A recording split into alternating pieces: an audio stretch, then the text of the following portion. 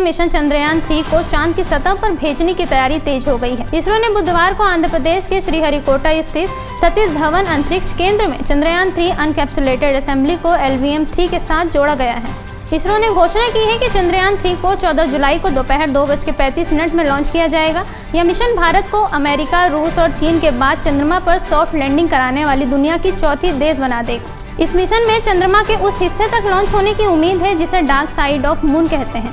ऐसा इसलिए क्योंकि यह हिस्सा पृथ्वी के सामने नहीं आता। आपको बता दें कि LVM-3 भारत का सबसे भारी रॉकेट है। इसका कुल भार 640 टन, कुल लंबाई 43.5 मीटर और 5 मीटर व्यास पेलोड फेयरिंग है।